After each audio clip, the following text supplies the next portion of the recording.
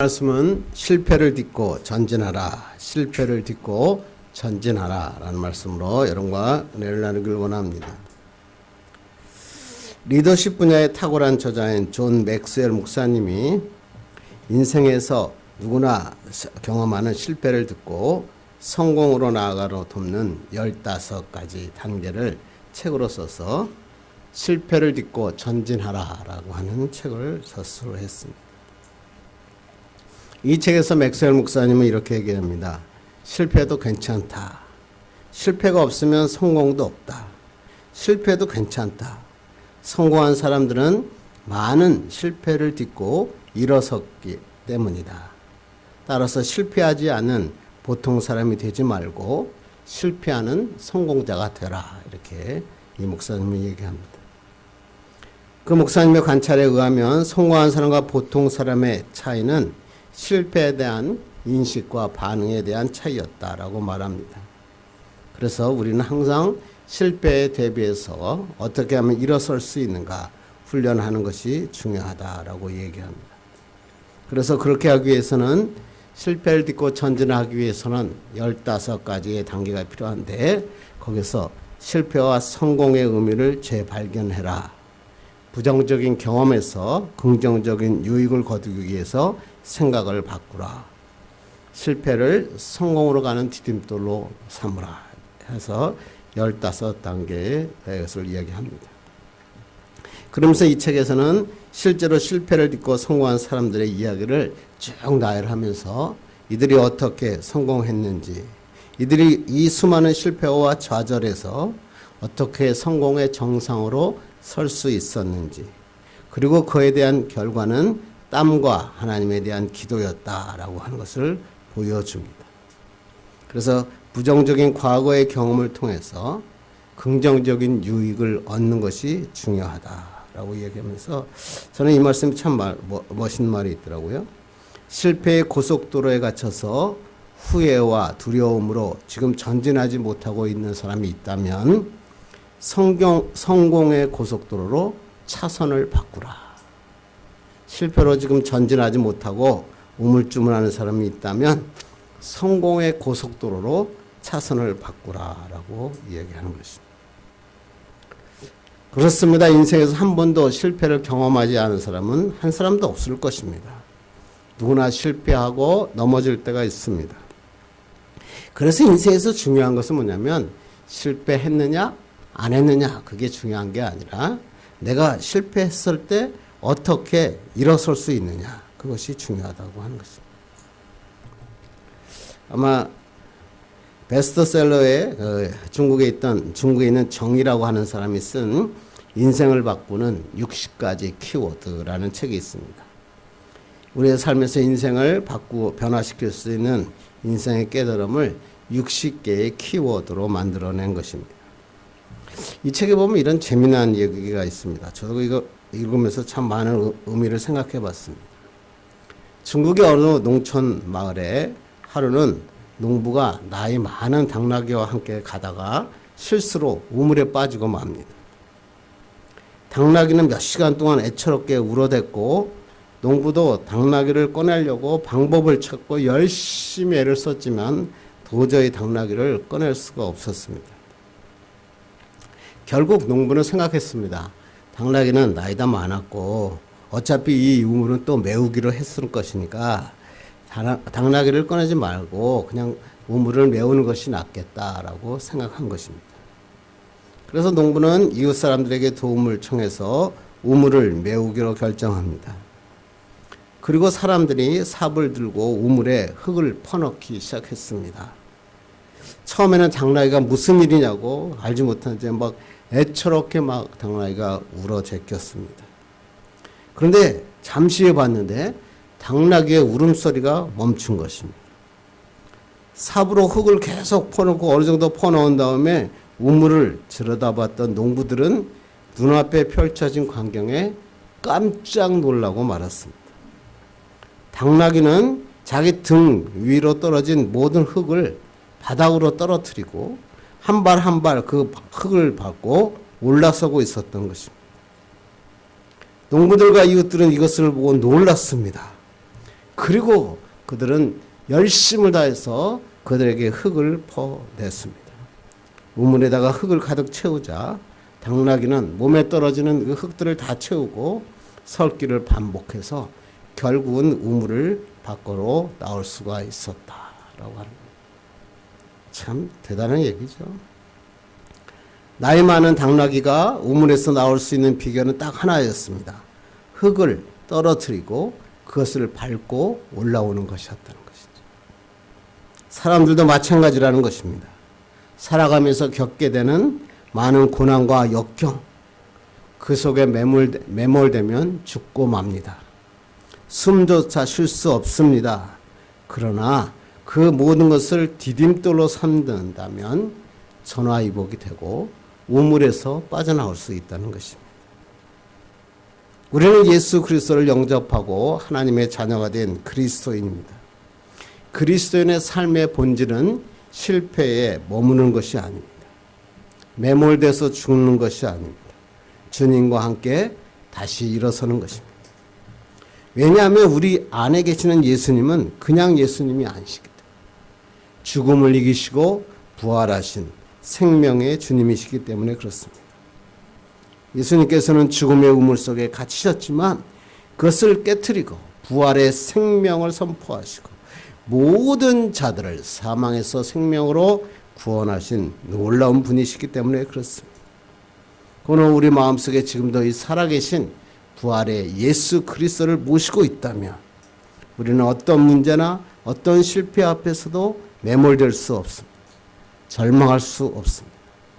다시 말하면 하나님과 함께 하시면, 하나님과 함께 하기만 한다면 어떤 실패도 이겨낼 수도 있고 실패를 딛고 참된 승리를 얻을 수 있다는 것입니다. 그렇다면 우리가 실패했을 때, 많은 문제로 인해 실패의 우물에 빠졌을 때 어떻게 하면 이 실패를 딛고 승리를 위해 전진할 수 있습니까? 그 참 어렵습니까? 그런데 그것은 간단합니다. 실패를 딛고 전진하기 위해서는 하나님과 함께 하면 됩니다. 하나님과 함께만 하면 어떠한 실패, 어떠한 어려움이 있어도 우리는 그것을 딛고 일어설 수 있다고 하는 것입니다. 그런데 문제는 뭘까요? 어떻게 하면 우리가 하나님과 함께 할 수 있습니까? 어떻게 하면 하나님과 함께 해서 이 모든 실패를 딛고 승리의 자리로 전진할 수 있습니까? 오늘 우리가 읽은 본문이 거기에 대한 해답을 우리에게 보여주고 있죠. 우리가 어떻게 하면 실패를 딛고 전진할 수 있는가? 어떻게 하면 우리가 하나님과 함께 할 수 있는가? 거기에 대한 비결을 오늘 본문은 우리에게 제시하고 있습니다. 오늘 본문 여러분 너무나 잘 아시는 본문이고 이스라엘 백성이 아이성의 전투에서 1차 전투에서 완전히 실패하고 2차 아이성을 공격하는 내용입니다. 이스라엘 백성은 1차 아이성 전투에서 탐심 그리고 교만이라고 하는 이 마음의 복병 앞에 실패하고 말았습니다. 36명이 죽임을 당했고 비탈까지 쫓겨 내려오는 수모를 겪었습니다. 그리고 성경에 뭐라고 되어 있죠? 백성들의 마음이 물같이 녹았다. 다른 말은 뭐예요? 사기가 땅에 떨어져 두려워 떨고 있었다. 이런 얘기죠. 뿐만 아니라 동족인 아간이라고 하는 사람과 가족을 처형해서 돌무더기를 쌓아야 되는 아골골짜기를 만들어야 되는 동족의 아픔을 겪어야만 했던 것입니다. 그런데 또 그것보다 중요한 건 뭘까요? 여호수아의 지도력에 엄청난 타격이 가해졌다는 것입니다. 전쟁의 사령관이 전략도 세우지 못했고 그뿐만 아니라 영적 지도자인데 믿음의 분을 보여주지 못했다고 하는 것입니다. 또한 여호수아도 낙심하고 만 하나님 앞에 지금 이 절망하고 있는 것입니다. 총체적인 실패, 난국을 만난 것입니다. 그렇다면 여호수아와 이스라엘 백성은 이 총체적인 난국에 실패의 현장에서 어떻게 실패를 딛고 일어설 수 있는가 하는 것입니다. 그것이 가능합니까? 인간의 시각에서 보면 불가능합니다.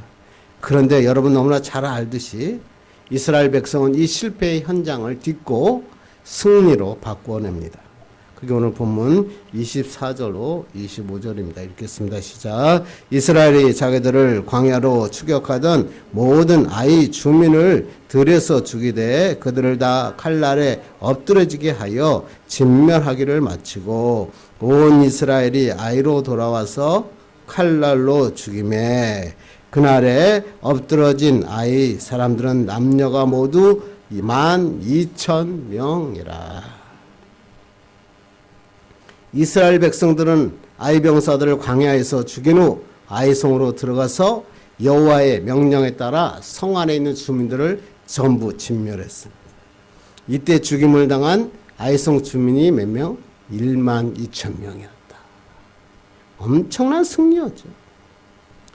이스라엘 백성은 아이성 주민들을 진멸하고 성읍 안에 있는 가축과 물건들을 탈취하고 아이성을 불사르고 영원한 무더기로 만들어버렸다. 그래서 성경에는 오늘까지 아이성이 황폐했다라고 기록하고 있습니다. 다른 말로 바꾸면 완전한 승리, 완전한 정복을 이루었다라고 하는 것입니다. 그것은 알겠는데 그렇다면 여호수아와 이스라엘 백성이 그 비참한 실패 현장에서 어떻게 이처럼 완전한 승리의 자리로 이겨낼 수 있었습니까? 어떻게 이렇게 이 자리에 설 수 있었습니까? 그것은 뭐예요? 하나님이 함께 하시는 순간에 실패의 자리가 승리의 자리로 바꾸어졌다. 오늘 본문 그렇게 설명하고 있죠. 하나님과 함께 하실 때 실패를 딛고 승리의 자리로 나갈 수 있었던 것입니다. 성경은 그냥 기록된 게 아니죠. 그 말씀을 통해서 너희들의 삶도 마찬가지다. 우리의 삶도 마찬가지라는 거죠. 우리의 힘만으로는 실패를 딛고 일어날 수가 없습니다. 왜? 우리는 감당할 힘이 부족하고 연약하기 때문입니다. 그리고 우리 안에는 항상 탐심, 교만, 이기적인 생각이 복병처럼 기다렸다가 수시로 나타나기 때문에 그렇습니다. 그러나 만일 하나님께서 우리의 삶 가운데 개입하시고 우리를 도와주신다면 실패의 자리가 성공의 자리로 바꾸어집니다. 패배가 승리로 바뀌게 됩니다. 슬픔의 아픔이 큰 영광으로 바꾸게 되는 것입니다. 그래서 우리의 삶에 실패자, 루저라는 단어가 아니라 하나님께서 승리자, 위너라고 하는 삶으로 살아가게 하신다는 것입니다. 이 말씀을 사도 바울은 이렇게 얘기합니다. 빌립보서 4장 13절 보겠습니다. 시작. 내게 능력 주시는 자 안에서 내가 모든 것을 할 수 있느니라. 저 이 말씀 너무 좋아합니다. 실패를 딛고 일어서는 방법에 대해서 사도 바울은 뭐라고요? 우리가 능력 주시는 자 안에 있으면 된다는 거죠. 내가 능력 주시는 자 안에 있으면 내가 모든 것을 할 수 있다는 것이에요. 우리가 예수 그리스도 안에 들어가기만 하면 주님께서 나의 주인이 되시고 나에게 능력을 주시고 모든 것을 할 수 있게 하신다. 우리가 감당하지 못할 일이 없다. 어떤 일이 나에게 닥쳐도 어떤 대적이 나를 공격해도 어떤 문제가 내 앞에 펼쳐진다고 하더라도 우리가 그리스도 안에 있기만 하면 하나님께서는 이 모든 것을 감당하시고 넘어서게 하신다. 이렇게 사도 바울이 고백하는 거 아닙니까? 그러므로 그리스도인의 삶의 본질은 실패했을 때 실패 자리에 머무는 것이 아닙니다. 실패를 딛고 다시 일어서는 전진하는 삶입니다. 이를 위해서는 어떻게 한다고요? 그리스도 안에 있어요. 하나님과 함께 할 때 승리의 삶을 살 수 있다고 하는 것입니다. 아프리카 콩고에서 사역을 하시던 스티븐슨이라고 하는 선교사님이 계셨다고 합니다. 거기에 글에 이런 글이 나옵니다. 콩고의 정글 한복판에 조그만 오두막집을 짓고 살면서 지나가던 사람에게 이 스티븐슨 선교사가 복음을 전했다고 합니다. 어느 날 천둥번개를 동반한 폭우가 막 몰아칠 때 백인 청년 두 사람이 이 선교사님을 오두막집을 찾아왔습니다. 그들이 비바람 속에서 길을 잃고 만 것입니다. 그런데 사실 이 정글 속에는 길이라고 할 것이 없었다고 합니다. 이들이 선교사님의 오두막집 문을 두드리면서 다음과 같이 말합니다. 저희들은 진스강을 찾아가야 합니다. 그런데 그 강으로 가는 길을 도무지 알 수가 없으니 그 길을 우리에게 가르쳐 주십시오. 그러자 선교사님이 이렇게 얘기합니다. 유감스럽게 이 정글에는 길이 없습니다. 그러자 백인 청년들이 놀랐습니다. 우리는 진스강에 꼭 도착해야 합니다. 정 안 되시면 방향만이라도 가르쳐 주십시오. 그러자 선교사님이 대답합니다. 여기서는 너무 숲이 우거져서 방향도 가르쳐 드릴 수가 없습니다. 얼마나 난감합니까? 그래서 백인 청년들은 이렇게 해야 합니다. 선교사님, 그러면 우리가 어떻게 해야 한단 말입니까? 선교사님이 빙그레 웃으면서 그 청년들에게 이렇게 얘기했습니다. 당신들이 원하는 진스강을 갈 수 있는 방법은 단 하나밖에 없습니다. 그것은 제가 당신들을 데리고 가는 것입니다. 그 선교사님은 길을 알기 때문에 선교사님과 함께하면 진스강을 갈 수 있다는 것입니다. 그리고 그들을 이 선교사님이 나무와 각종 식물로 뒤덮인 정글 속에서 인도해서 진스강까지 인도했다고 하는 것입니다. 무슨 말일까요? 우리도 인생의 정글에 빠져서 헤맬 때가 있다는 것입니다. 공포와 불안이 우리 마음을 지배합니다. 길도 없고 방향도 찾을 수 없는 암울한 현실 앞에 있었다는 것입니다. 이 정글에서 벗어날 수 있는 것은 뭘까요? 이 모든 길을 아시는 하나님과 함께 가는 것입니다. 그러면 성공합니다. 정글이 오히려 희망의 길이 되고 햇볕을 막아주는 축복의 길이 되는 것입니다. 이렇게 간단한데 그런데 중요한 건 뭘까요?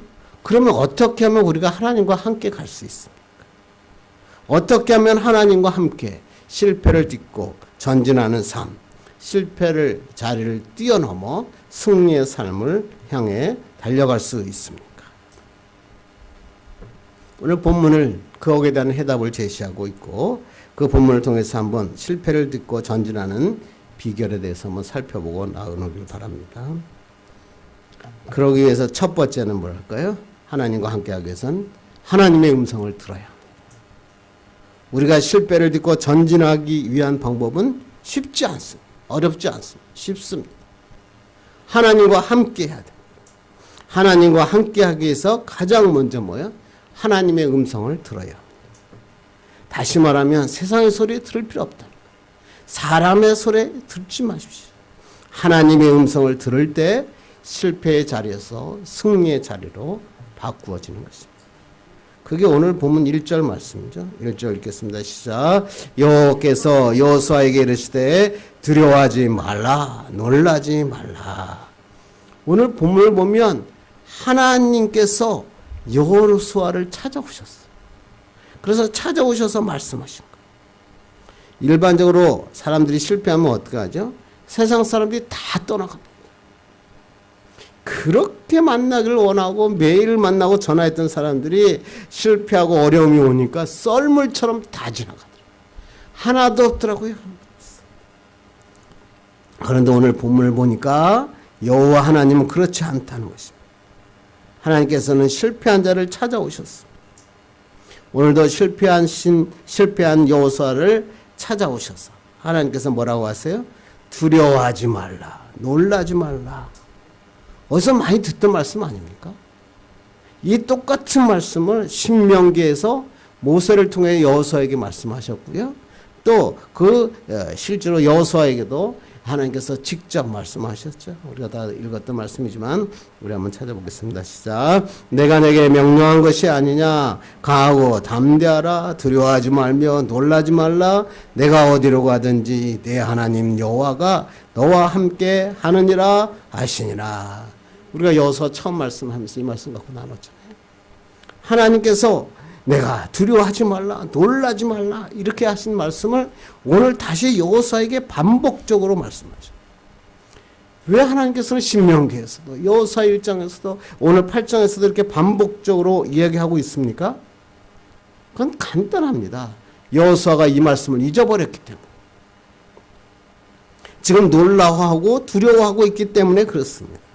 그래서 다시 한번 하나님께서 찾아오셔서 어떻게 두려워하지 말라, 놀라지 말라, 하나님의 말씀을 기억나게 하신 것입니다. 뭐 유명한 예화니까 여러분, 미국의 감리교회에 있었던 사건이죠. 미국 교회 감리교회에서 어떤 목사님이 청병을 받아서 담임 목사로 부임하셨다고 합니다. 그런데 이 새로 오신 이 담임 목사님께서 매주마다 같은 설교를 반복해서 하는 거예요. 첫째 주 똑같은 설교를 했는데 둘째 주 같은 똑같은 설교를, 셋째 주, 넷째 주, 한 달, 두 달이 됐는데 계속 똑같은 설교만 하는 것입니다. 똑같은 설교를 계속 듣다가 교회 중직자들이 모였습니다. 안 되겠다. 그래서 또 감리교회는 감독이라고 하는 사람이 있거든요. 그래서 그 감독을 찾아갑니다. 감독 사람에게 찾아가서 이렇게 불평을 합니다. 글쎄 새로 오신 목사님께서 매주 오셔가지고 매주 같은 설교를 하니 죽겠습니다. 감독님이 어떻게 좀 조치를 해 주십시오. 그렇게 감독에게 요청했습니다.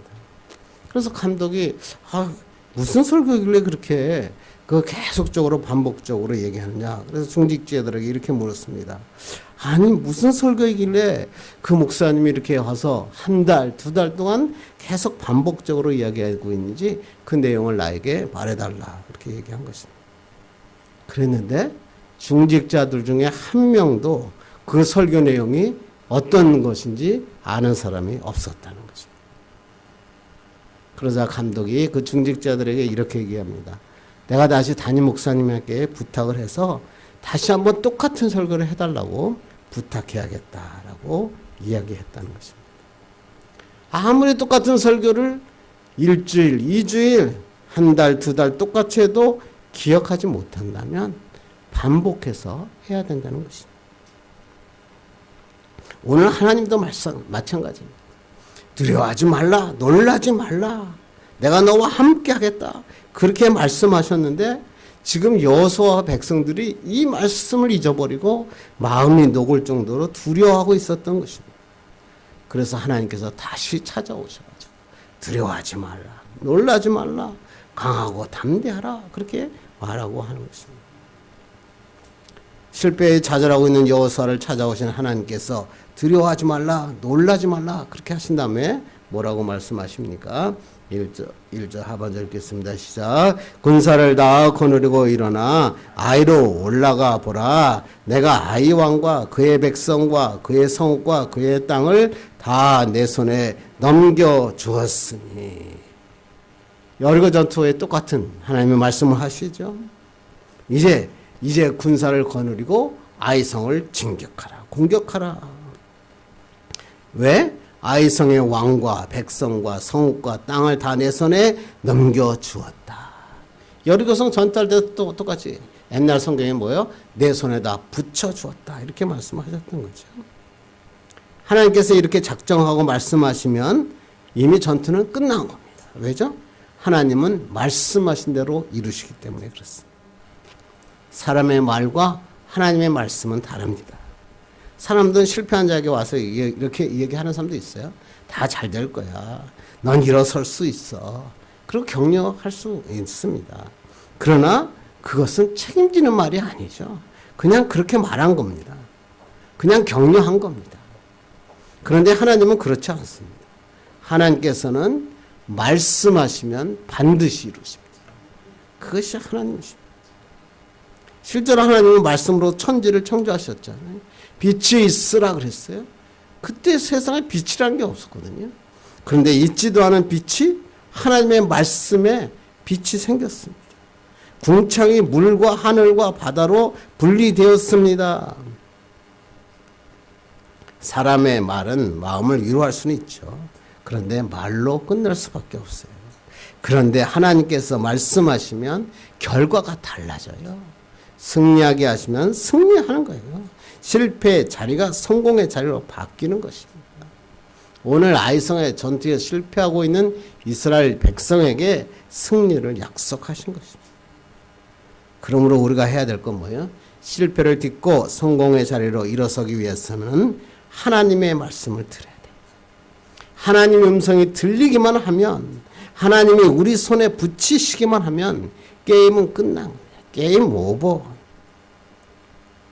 우리가 실패의 자리에 두려워 떨고 있을 때 두려워하지 말라, 놀라지 말라, 이 하나님의 음성을 들어야 됩니다.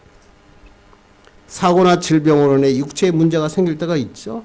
그때 하나님이 괜찮다, 하나님이 괜찮다고 말씀하시면 괜찮은 겁니다. 하나님께서 모두 낫게 하십니다.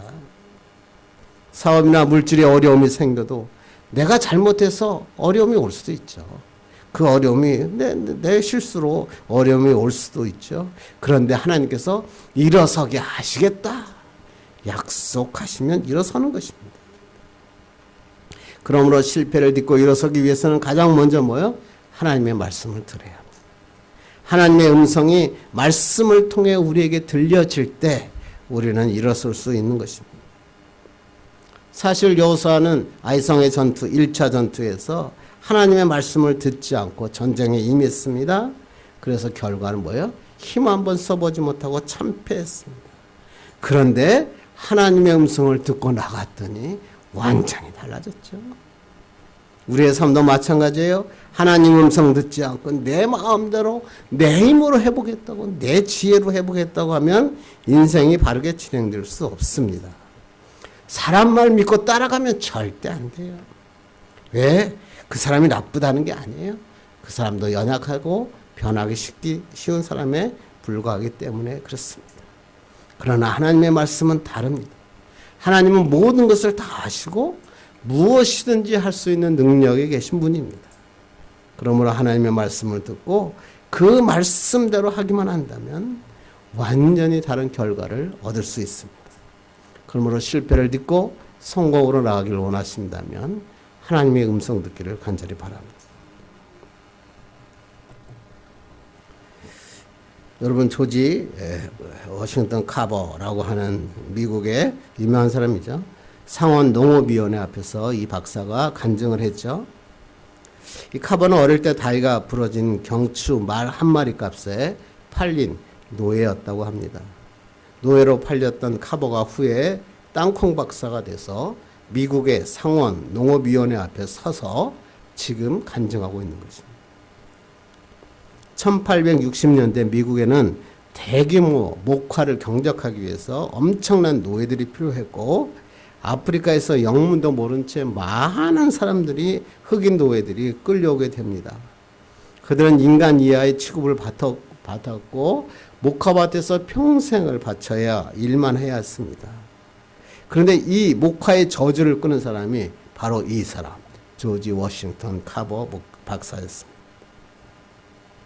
그는 남북전쟁이 끝나갈 때 그 그룹에 흑인의 부모 밑에서 5남매 중 막내로 태어났고, 아버지와 형제들은 노예제도를 반대하는 폭도들에 의해서 그 목숨을 잃게 되었고, 어머니와 조지 역시 폭도들에게 납치되었는데 어머니는 어디론가 사라지셨고 그는 한 백인 부부에 의해서 구출됩니다.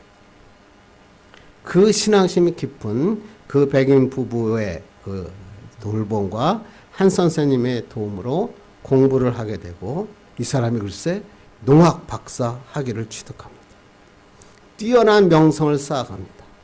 그런데 항상 그의 마음속에 이 불쌍한 흑인 동족들을 위해서 내가 할 수 있는 일이 무엇인가, 그리고 매일매일 하나님께 기도하고 있었습니다. 그때 당시에 미국은 목화로 아주 유명했죠. 그런데 그때 뭐가 나오냐면 목화씨 바구미라고 하는 해충이 갑자기 몰려듭니다. 그래서 목화 농사가 전부 망치기 일쑤였습니다. 그래서 이 해충 때문에 살 수 없었습니다. 이때 이 카버 박사가 농민들에게 목화 대신에 땅콩을 심어라 이렇게 얘기합니다. 목화 재배는 땅의 질소를 뺏어가서 황폐하게 만들지만 땅콩을 심으면 땅이 회복되고 비옥해지기 때문이다. 그래서 농장마다 땅콩을 심기 시작했고, 또 밤낮으로 땅콩을 연구해서 땅콩 버터, 비누, 기름 사탕, 뭐 물감, 접착제, 뭐 300여 가지의 그 땅콩으로 만들 수 있는 식품과 공산품을 발견한.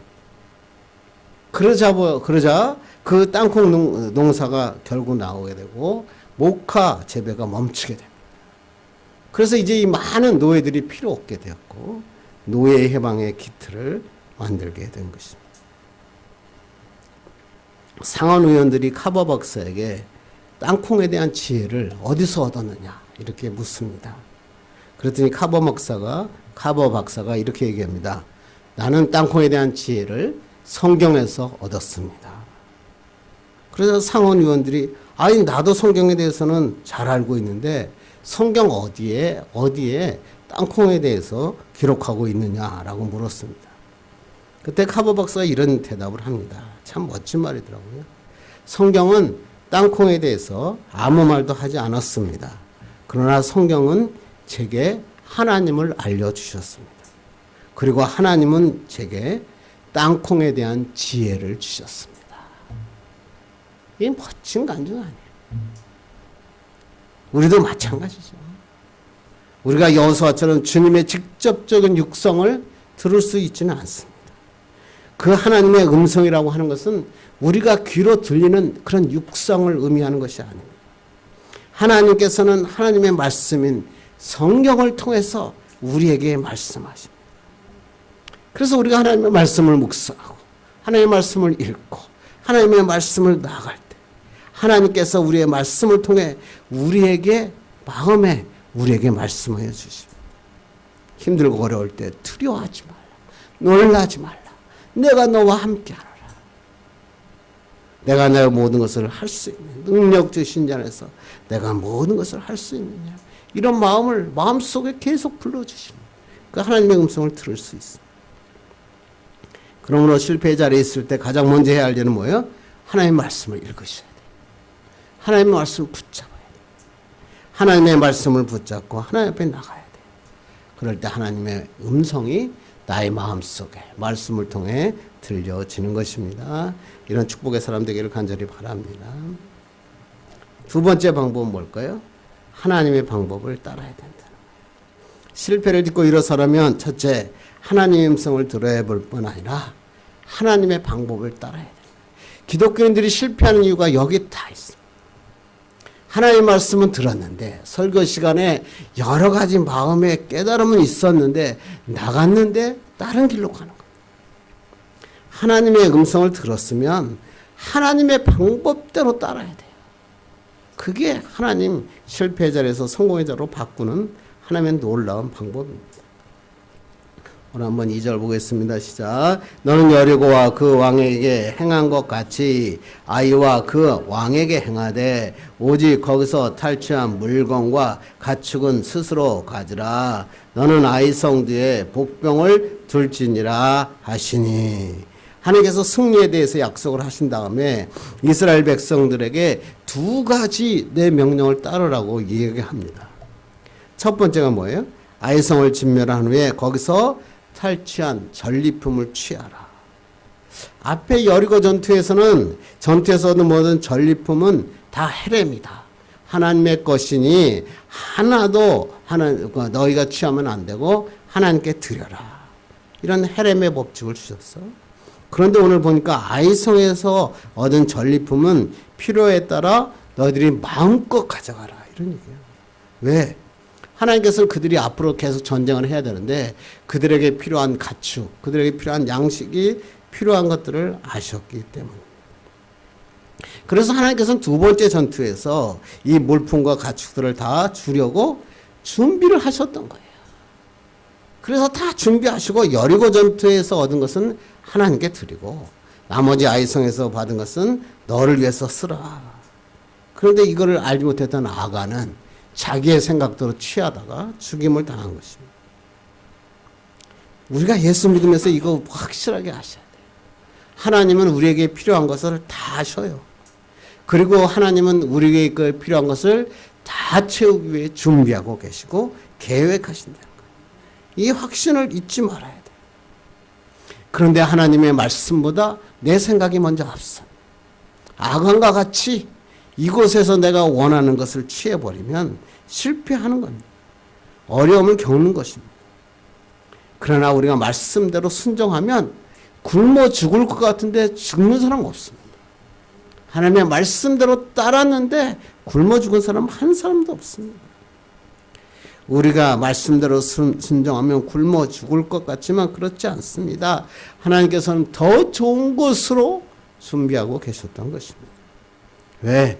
하나님은 우리에게 필요한 것이 무엇인지 다 아시고 우리에게 다 필요하기 위해 준비하시고 계획하신 여호와 이레의 하나님이시기 때문에 그렇습니다. 그러면 어떻게 하면 됩니까? 우리는 하나님의 말씀에 하나님의 방법대로 순종하면 됩니다. 그러면 하나님께서 순종의 축복을 주십니다. 순종하면 내가 책임지겠다. 그래서 오늘 다 먹이시고 마음껏 취하라 그렇게 말씀하신 거 아닙니까? 두 번째 또 명령이 뭡니까? 아이성 뒤에 복병을 두라. 갑자기 전술에 대한 얘기를 합니다. 앞에 여리고 성전투든 전술이 없었잖아요. 그런데 이상하게 오늘 보니까 아이성 뒤에 복병을 두라. 여호수아는 참 대단한 분이냐면 우리 한번 3절 봅시다. 시작. 이에 여호수아가 일어나서 군사와 함께 아이로 올라가려 하여 용사 3만 명을 뽑아 밤에 보내며. 참 여호수아는 멋진 사람이야. 하나님께서 복병을 두라 딱 말자 3절에 가고 바로 일어서서 그러죠.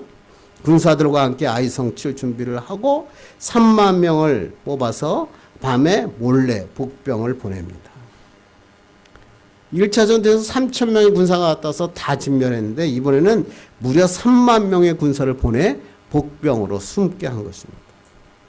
특히 여기에 용사라고 하는 갑볼의 하하이라는 언어는 뭐냐면 용맹스러운 군사, 전쟁에 능한 군사다. 그래서 영어 성경에서는 최상의 군사다 이렇게 번역을 했어요.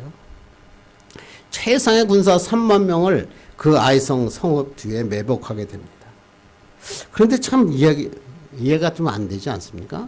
하나님께서 홍해를 건널 때 지팡이 하나만 던지면 된다 그랬고 여리고를 할 때는 돌기만 하라고 하셨는데 왜 아이성 전투의 2차 전투에서는 매복 전술을 사용하십니까? 왜 그러신지 아십니까? 그것이 하나님의 방법이기 때문에 그렇습니다. 하나님께서는 문제를 해결하실 때 그 문제에 따라 하나님의 방법대로 해결하시는 거예요. 물론 또 하나님께서 이스라엘 백성에게 다시 전쟁 한번 안 하고 아이성 앞에서 그냥 발만 굴고 소리만 쳐도 아이성 무너뜨릴 수 있습니다. 그러나 하나님께서는 그 군사를 이끌고 다 싸우라. 이번엔 싸우라고 하십니다. 왜? 너희가 최선을 다해 전쟁할 때 승리하는 것을 알게 하십니다. 하나님은 다 계획이 있고 방법이 있으시다는 거죠. 우리 인생도 마찬가지예요. 어때는 여리고를 도는 것처럼 그냥 돌아갈 때가 있어요. 빙빙 돌 때가 있어요. 직진하지만 실패하지만 기다리면서 말씀을 묵상하고 돌았더니 여리고성이 와장창 무너졌습니다. 근데 어쩔 때는 직진할 때도 있어요. 악한 영과 싸울 때는 절대 도망가면 안 되죠. 그냥 1대1로 정면 돌파해야 돼요. 그런데 오늘 본문은 뭐예요? 나의 힘으로 감당할 수 없을 때 매복하라. 이건 뭐예요? 엎드려라 이런 얘기죠. 겸손하게 엎드려서 하나님의 지시가 있을 때까지 기다렸다가 하나님이 말씀하시면 나가서 싸워라. 그렇게 하면 반드시 승리할 수 있다. 오늘 본문의 여호수아는 백성들은 하나님께서 지시한 그대로 행했죠. 아이성의 군사들이 이스라엘 군대가 도망치는 것을 보고 성을 다 빠져나옵니다. 그때 매복한 3만 명의 군사가 아이성을 함락하고 맙니다. 성은 불타게 되고 완전한 승리를 하게 됩니다. 이것이 하나님의 방법이에요. 하나님은 우리에게 이 방법을 명령하신 것입니다. 그러므로 그리스도인이 중요한 건 뭐예요? 하나님의 말씀을 듣는 것에서 그치면 안 돼요. 하나님의 말씀에 따라 그대로 행해야 되는 거예요. 세상적인 방법은 더 많은 군사가 가진 사람이 이깁니다. 그런데 하나님의 방법은 다릅니다. 군사가 많고 적음이 아닙니다. 하나님의 방법대로 하면 승리하고 하나님의 말씀대로 하지 않으면 실패하는 것입니다. 그래서 우리는 살아갈 때 하나님의 말씀대로 하나님의 관점으로 이 세상을 바라보고 하나님의 말씀에 순종하는 것입니다. 그러면 승리하게 되는 것입니다. 여러분이 많이 들었던 이야기죠. 어떤 마을에 홍수가 팍 났어요. 그런데 이때 아주 독실한 성도 한 분이 있었습니다. 이 독실한 성도가 이렇게 합니다. 기도하면 하나님께서 나를 구원해 주실 거야. 그걸 철저히 믿었습니다. 막 홍수가 나는데 하나님 앞에 엎드려서 막 기도했습니다. 다 사람들은 피하고 있는데 이들은 그냥 물이 차서도 하나님 앞에 기도하고 있었습니다. 물이 찹니다. 할 수 없이 지붕 위로 올라갔습니다. 지붕 위로 올라갔더니 그에게 구조선이 다가왔습니다. 빨리 보트에 타라. 올라타다. 그때 이 사람이 이렇게 얘기합니다. 아니요, 놔두십시오. 하나님께서 나를 도와주기로 하셨기 때문에 그냥 돌아가십시오. 하나님이 나를 구원해 주실 겁니다. 근데 물이 더 차 올라옵니다. 큰일 났습니다. 이때 구조선이 와서 이제는 보트가 못 가니까 튜브를 던집니다. 튜브를 던지면서 했는데 이분이 또 거절합니다. 하나님이 거절하실 거니까 걱정하지 마십시오. 나는 그러면서 튜브를 거절했습니다. 이제는 완전히 물이 꽉 찼습니다. 그때 헬리콥터가 와서 이 성도에게 로프를 던졌어요. 밧줄을 던졌어요. 그때 이 신앙심 좋은 이분이 하나님이 도우실 것입니다. 나는 밧줄 필요 없습니다. 끝내 거부했습니다. 어떻게 됐을까요? 이 성도는 홍수에 끌려 목숨을 잃고 말았습니다. 죽어서 천국에 간 이 성도가 화가 나서 하나님께 따졌다고 합니다. 하나님, 기도하면 분명히 도와주신다고 했는데 왜 제 기도를 외면하셨습니까? 그때 하나님께서 이 성도에게 이렇게 얘기했습니다. 아니다. 나는 내 기도를 더 듣고 너에게 구조선을 보냈지 않느냐. 그런데 너가 또 거부했지 않느냐. 그래서 구명 튜브를 던졌는데 또 거부했지 않느냐. 심지어는 내가 헬리콥터까지 동원해가지고 보냈는데 내가 모두 다 거절했다. 이 성도의 잘못이 뭐였죠? 자기가 하나님의 방법을 선택한 것입니다. 하나님의 기적적인 방법으로만 자기에게 응답하실 것이라고 자기가 하나님의 방법을 정해버린 것입니다. 뭐 극단적인 예죠. 그런데 이루가 신앙생활하면서 이런 분들을 굉장히 많더라고요. 하나님의 역사 방법은 다양합니다. 우리의 병을 낫게 안수만 해도 병이 날 수도 있습니다. 어떨 때는 병원 의사의 손을 통해서 집도의의 손을 통해서 병을 낫게도 하십니다. 우리를 기적적인 방법으로 드라마틱하게 우리를 낫게 하시고 도와주실 수 있지만 어떨 때는 평범하게 다른 사람의 손을 통해서 도와주실 수도 있다는 것입니다. 중요한 건 뭘까요? 하나님의 방법을 따르는 것입니다. 내 방법을 추구하는 게 아니에요. 하나님의 방법이 무엇인지 하나님이 돌라 그러면 돌면 됩니다. 지팡이로 치라 그러면 치면 됩니다. 매복하라 그러면 엎드려지면 됩니다. 그러면 하나님이 승리하십니다. 하나님의 방법대로 행하면 된다는 것입니다. 아무것도 안 하고 기적만 바라면 성공하지 못합니다. 그러나 하나님의 방법대로 최선을 다할 때 우리가 승리하게 됩니다. 우리가 하나님의 음성 듣고 하나님의 방법대로 나가 승리한 여러분 되기를 간절히 바랍니다. 이 말씀을 해주려고 합니다. 여러분이 마틴 루터, 종교개혁을 하면 마틴 루터가 생각나죠? 이 마틴 루터와 함께 종교개혁을 했던 사람 중에서 필립 멜랑흐톤이라고 하는 사람이 있습니다. 이 사람은 마틴 루터보다 15살 아래에 있었지만 굉장히 가까웠다고 합니다. 얼마나 친했냐면 두 사람이 죽은 다음에도 유언에 따라서 비텐베르크 교회의 한 무덤에 묻힐 정도로 친했다고 합니다. 근데 루터의 특징이 뭐냐면 종교개혁을 하다가 가끔 가다가 많이 좌절했다고 합니다.